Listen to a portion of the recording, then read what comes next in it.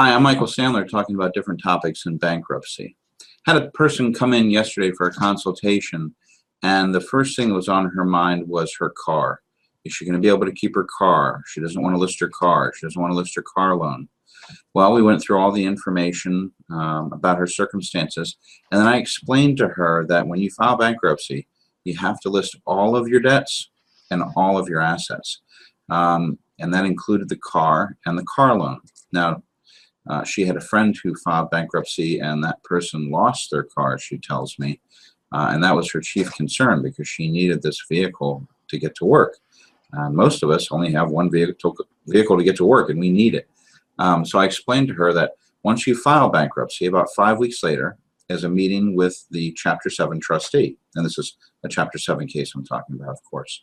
The purpose of the trustee is to see if you have any assets that he can take and sell and then distribute those assets or the liquidation value of those assets amongst your creditors. Now, is he going to take your car?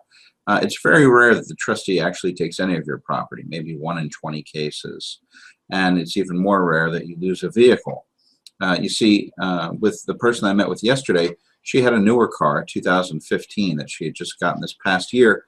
And as with most of us, she hadn't put down a down payment and was financing the vehicle. Well, as we all know, once you drive a car off the lot, it has a negative equity. There's no value there. So the trustee, of course, is not interested in the vehicle. So I'm able to tell her that if you want to keep the car, you can. Just keep making the payments. Car company doesn't want the car back. They just want you to make the payment every month. Now, what if there is some equity in your car? What if your car is paid off? When you file bankruptcy, you get what are called exemptions to protect a certain amount of your property. For instance, a $5,000 household goods exemption, $1,000 for clothing. You get a $6,000 vehicle exemption. That means $6,000 in equity in a vehicle. So that means if you have a car and you have a $4,000 loan on it, and the car is worth $10,000, you're fine because $10,000 value minus the $4,000 loan, there's $6,000 in equity, and that's protected by your car exemption. The car exemption can be split among several different vehicles. Generally speaking, trustees aren't interested in older cars anyway. If you're looking at a car that's more than 5 to 7 years old, a trustee is looking for an excuse not to be interested in it because there's not a whole lot of value there.